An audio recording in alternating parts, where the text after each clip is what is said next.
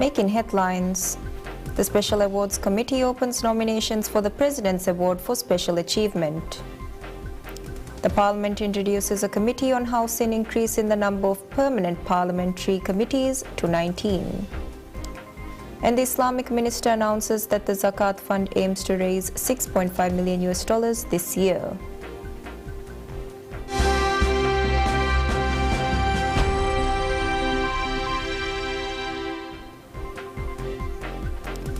Welcome to the English News. I'm your host Malak Ahmad Fayaz. Now for the news in detail.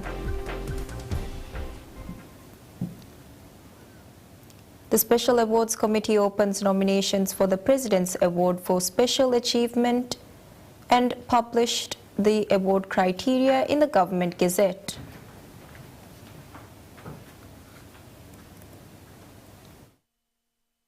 Applications will only be accepted via the designated portal for Musherlong on the President's Office website. President's Award for Special Achievement is conferred to individuals whose exceptional skills and performance are a source of national pride and who have made substantial contributions to national progress. The award features 4 categories this year. The first category is dedicated to individuals who have attained a Maldives Qualification Authority MQA Level 10 qualification for publication of research in an international journal, and those who have completed qualifications between MQA Levels 7 and 9 at the highest standard and attained the highest grade for research project or dissertation.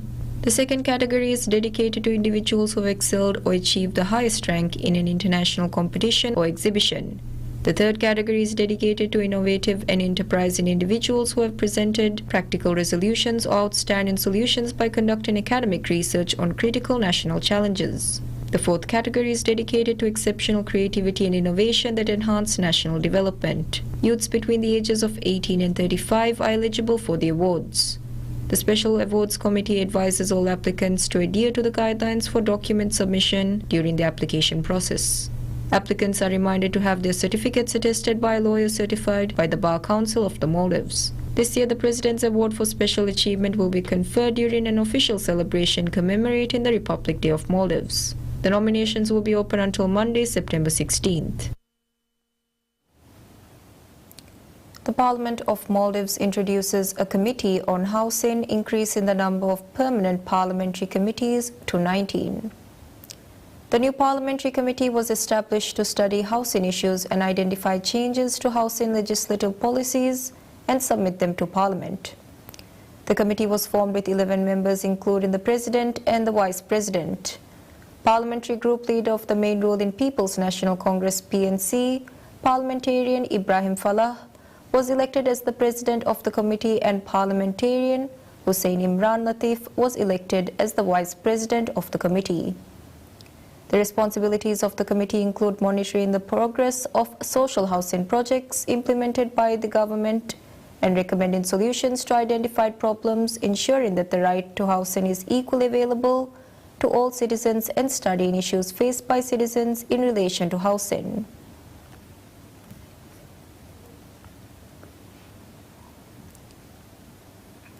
Minister of Islamic Affairs Dr. Muhammad Shahim Ali Said announced that the Zakat Fund aims to raise $6.5 million this year. He made the statement during an interview on program of PSMNEWS. The initiative is part of President Dr. Mohammad Moizu's presidential pledge to develop the Zakat Fund, increase its resources, and ensure its benefits are widely accessible.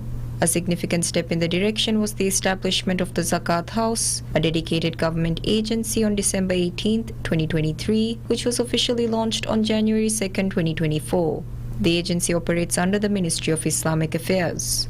Speaking to PSMNEWS, Minister Shahim highlighted that the establishment of a dedicated agency for Zakat at the start of President Dr. Moizu's administration reflects his commitment to enhancing the Zakat system in the Maldives. He also noted that the Zakat House has been performing well, with various activities conducted to raise public awareness about Zakat. Additionally, Minister Shahim said that more than $3.2 million has been deposited into the Zakat Fund in the first 6 months of this year, with the goal to double this amount by year's end. He expressed his belief that the Zakat House would become a source of pride for Maldivian citizens and thanked President Dr. Moizu for his support and cooperation. The main functions of the Zakat House include the collection and distribution of Zakat to eligible recipients, maintaining a register of the poor in collaboration with relevant authorities, and developing and promoting the Zakat Fund to ensure its sustainable benefits. The study for the 100-bed tertiary hospital to be developed in Vilimale starts. A technical team of China International Development Cooperation Agency, the company which the project was handed over to, has arrived to the Maldives to conduct the survey. The technical team has met with the senior officials of the Maldives involved in the project. The meeting shared information on the implementation of the project as well as important information required for the design of the project. Furthermore, the team will visit the Vilimale Hospital and inspect the development area of the new tertiary hospital. The purpose of the study is to prepare the drawings of the new hospitals and gather the necessary information for the services to be established, as well as to complete the requirements for the contractor for the project. During his official visit to China, President Dr. Mohammad Moiso decided to implement the project with the arranged free aid from China. The letter of exchange for the project was signed between the governments of Maldives and China in late May.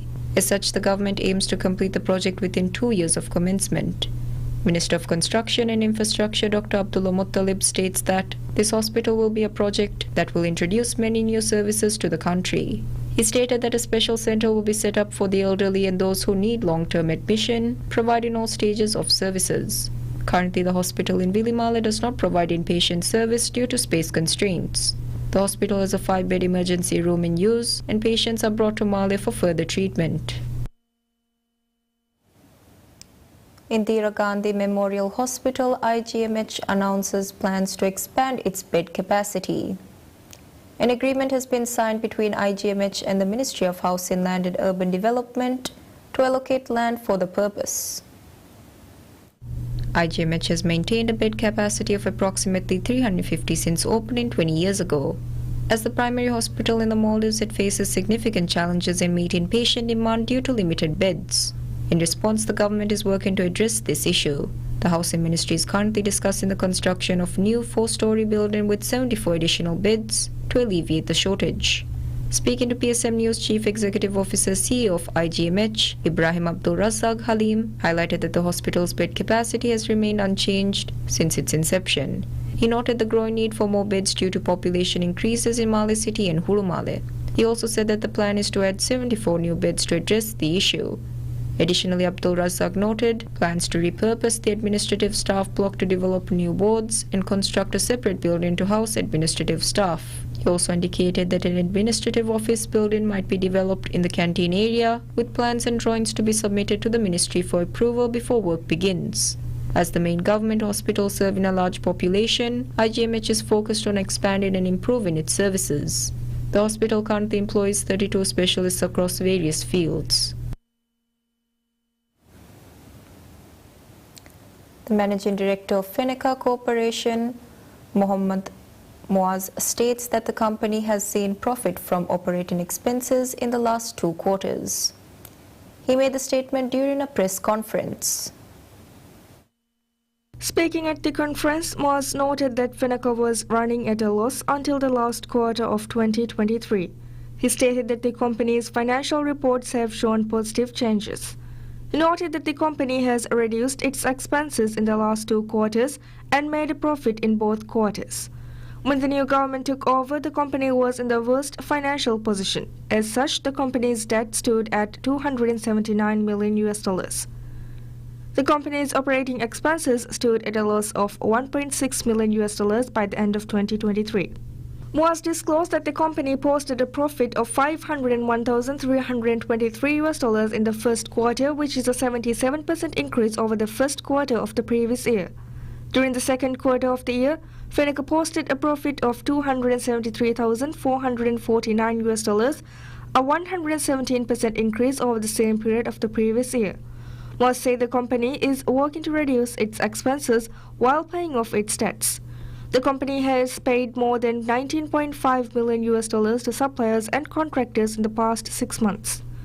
Feneca aims to pay off its debt of $279 million by 2027 and make the company fully profitable. The company's efforts to reduce costs include not renewing the contracts of employees hired for projects that have been stalled for a long time, reducing the company's logistics expenses, and slowing down CSR expenses.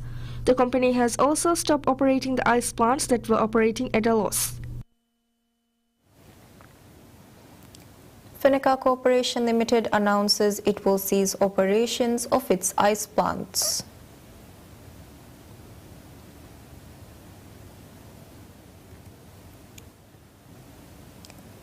In a press conference, Managing Director of Feneka, Mohammad Rashid, explained that running the ice plants does not align with the company's service objectives and is financially burdensome.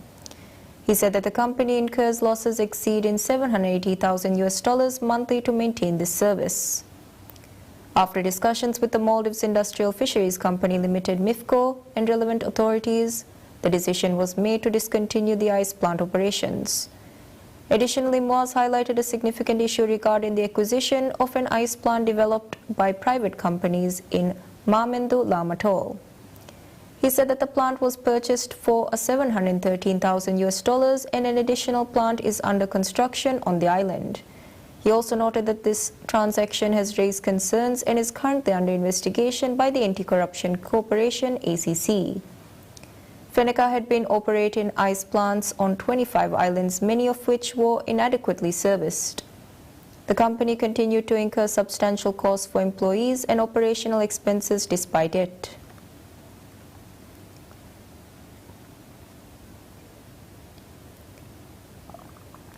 Feneka Corporation Limited grants local councils an extension to bring street lights up to safety standards. In response, Feneka decided to inspect streetlights across all the islands of the Maldives to ensure their safety following a tragic incident that took the life of an individual due to being electrocuted by an electric leak from a streetlight into a water puddle in Ungufara Atoll on May 23rd. The incident occurred as he tried to rescue a child playing in the water. The inspection revealed that many streetlights did not meet the required safety standards. As such, Feneka informed the councils that electricity would only be supplied to streetlights that comply with the Utility Regulatory Authority (URA) standards. The announcement was made on June 9th, with an initial deadline set for June 27th for the councils to replace their streetlights to meet URA standards. Speaking at a press conference, Managing Director of Feneka, Mohammad Rashid, said that the councils had been given a deadline to ensure streetlights were safe. He, however, said that the deadline has been extended for another month as many councils needed more time to meet the standards.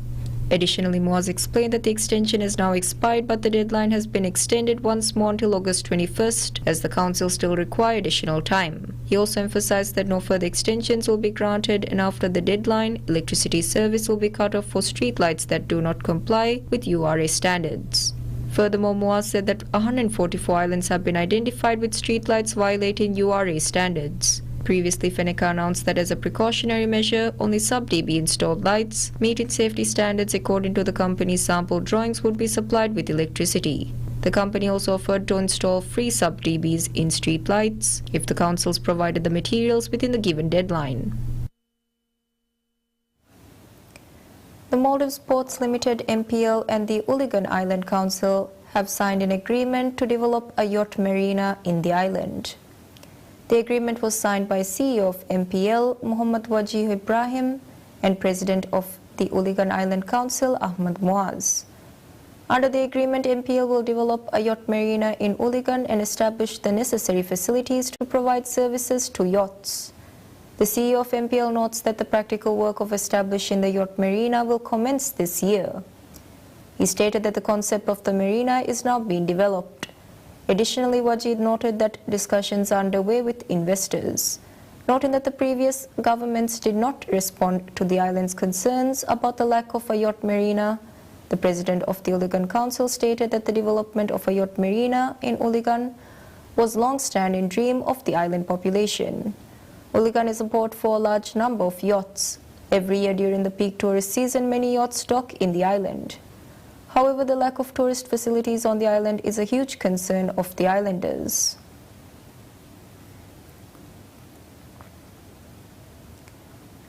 The Maldives Police Service (MPS) discloses that $19.5 million has been lost in scam cases up until July this year.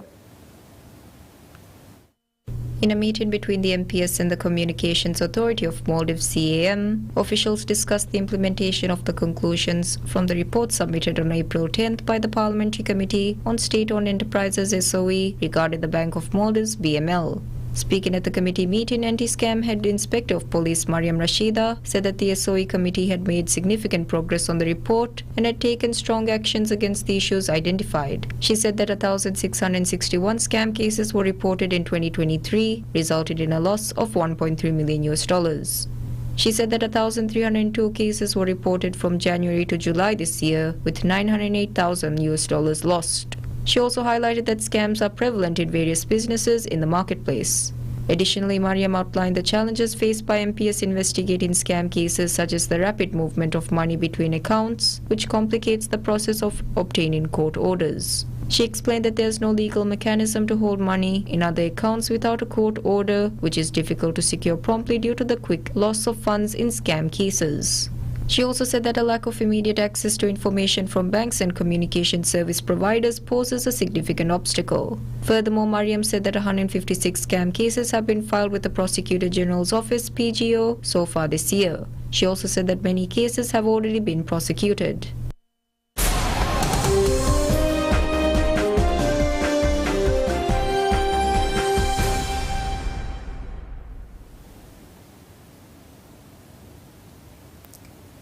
Leaders of a South Korean union representing tens of thousands of workers at Samsung Electronics stages a protest outside the house of the company's chairman, and here after fresh negotiations failed. Thousands of union members stopped working on July 8th for what was initially meant to be a 3-day strike, part of a long-running battle over pay and benefits. The union subsequently extended the work stoppage indefinitely. It is unclear exactly how many workers have downed tools, and Samsung has said the action is not affecting production, posting record growth and profits earlier this week for the second quarter. Lee Hyun-Kook, Vice President of the National Samsung Electronics Union (NSEU), told AFP that if a delay occurs in semiconductor processing, the effects will not be immediate and it takes weeks or months. The union engaged in 11th-hour talks with management for 3 days until Wednesday but has failed to reach an agreement. Union executives gathered outside Samsung chairman Lee Jae-young's house, holding pickets that read Samsung Electronics strike, Lee Jae-young should be accountable. A handful of police were deployed at the premises and the protest was interrupted by the police warning the union they were not allowed to chant. Lee was a guest at the wedding of Indian billionaire Mukesh Ambani's youngest son Anant in July. The union claimed that the company was trying to break the strike with illegal means, including creating a blacklist of strike participants. Samsung said Wednesday it was communicating and discussing to ensure that this labor union strike ends early, adding there was no problem with responding to their customer volume. The first labor union at Samsung Electronics was formed in the late 2010s. The National Samsung Electronics Union, which has around 36,000 members, claims labor organizing remains taboo at the company.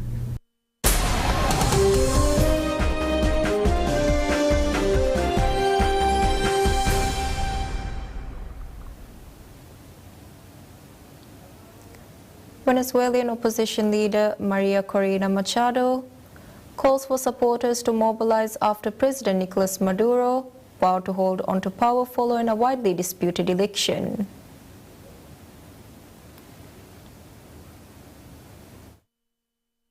Machado's message comes amid deep uncertainty in the South American country after Maduro was declared the winner in Sunday's election, but with electoral authorities failing to disclose detailed results to back up claim.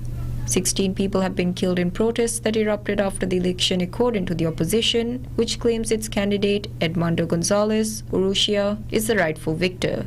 The opposition has released a large set of voting data. It says shows him defeating Maduro by a wide margin, as pre-election polls had suggested. Numerous nations, including Brazil and the United States, US, as well as the European Union, EU, have demanded Venezuelan authorities release detailed voting data, with the White House warning Wednesday that the international community's patience was running out.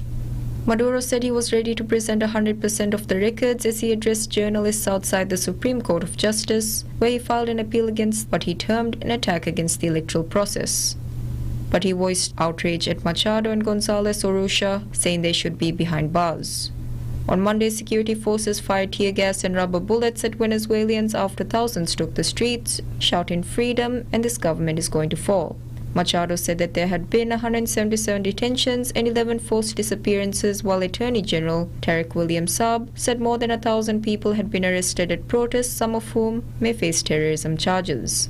He also said one military officer was killed and 77 officials were injured. Undaunted, thousands gathered again Tuesday for peaceful demonstrations of support for the opposition in several cities.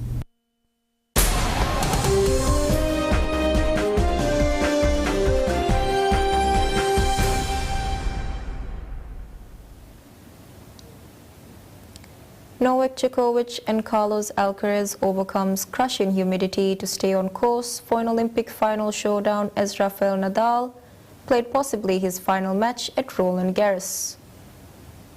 A fleet of barges took the competitors on a 6-kilometer stretch of the river alongside some of Paris' most famous landmarks as performers entertained spectators watching from the banks of Seine. The Eiffel Tower lit up in red, blue and white on Friday night as the Olympic Games opening ceremony wrapped up, marking the official start of the world-class tournament. Spectators watched the light show on the tower from far and wide, some recording the moment on their phones amid drizzling rain. As the show started 4 hours earlier, a giant plume of blue, white and red smoke resembling the French flag was sent high above a bridge over the Seine as a part of a show that included many postcard-like descriptions of France, including a huge can-can line performed by Moulin Rouge dancers on the banks. Parisians and tourists said they enjoyed the Paris Olympics opening ceremony in the early hours of Saturday, calling it epic. Djokovic, seeking a first Olympic title, defeated German left-hander Dominik Kopfer 7-5-6-3, becoming the first man to reach 4 singles quarterfinals at the Games. Alcaraz brushed aside Roman Safulin, the Russian, playing in Paris as a neutral 6-4-6-2. Nadal, who has won 14 of his 22 Grand Slam titles at Roland Garros, exited Paris after he and Alcaraz were defeated in the men's doubles, going down 6-2, 6-4 to US pair Austin Krajicek and Rajiv Ram. The 38-year-old Nadal, a 2-time Olympic gold medalist, walked off court Philippe Chatrier, applauding all 4 sides of the stadium. He was later asked whether he had played at Roland Garros for the final time. In the women's singles, world number 1 Iga Swiatek overcame being struck in the body by a full-blooded backhand from Danielle Collins before American rival retired injured in the final set.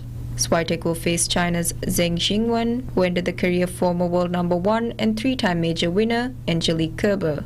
The 37-year-old Djokovic has only ever collected a bronze at the Olympics at Beijing 16 years ago, but he was rarely troubled by his 70th ranked opponent. Bringing a medal to Serbia is always a big goal of his, said Djokovic, who has won 3 of his 24 Grand Slam crowns on Paris's famous red clay. Djokovic, who breezed past old rival Nadal in the second round, goes on to face 11th ranked Stefanos. Djokovic boasts an 11-2 head-to-head record over Stefanos, including a victory from 2 sets down in the 2021 French Open final. French Open and Wimbledon champion Alcaraz has also yet to drop a set in Paris and coasted by 66th ranked Safulin in 90 minutes.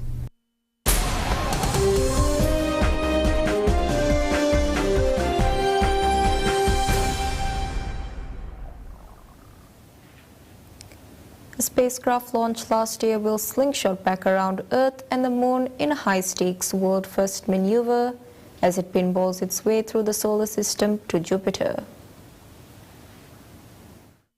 The European Space Agency's JUICE probe blasted off in April 2023 on a mission to discover whether Jupiter's icy moons are capable of hosting extraterrestrial life in their vast hidden oceans. The uncrewed 6-ton spacecraft is currently 10 million kilometers from Earth, but it will fly back past the Moon then Earth on August 19 to 20th, using their gravity boost to save fuel on its winding 8-year odyssey to Jupiter. Staff at the ESA's Space Operations Center in Germany began preparing for the complicated maneuver this week. JUICE is expected to arrive at Jupiter's system in July 2031. It will take the scenic route. NASA's Europa Clipper spacecraft is scheduled to launch this October, yet beat JUICE to Jupiter's moons by a year. JUICE is taking a long way round, in part because the Ariane 5 rocket used to launch the mission was not powerful enough for a straight shot to Jupiter, which is roughly 800 million kilometers away. Without an enormous rocket, sending JUICE straight to Jupiter would require 60 tons of onboard propellant and uses just 3 tons according to ESA. By flying close to planets, spacecrafts can take advantage of their gravitational pull, which can change its course, speed it up or slow it down. The ESA said many other space missions have used planets for gravity boosts, but next month's Earth-Moon flyby will be a world first. The agency said that it will be the first double gravity assist maneuver using boosts from 2 worlds in succession. JUICE will cross 750 kilometers above the Moon on August 19th before shooting past Earth the following day. That's all the news we have for today. Thank you all for watching.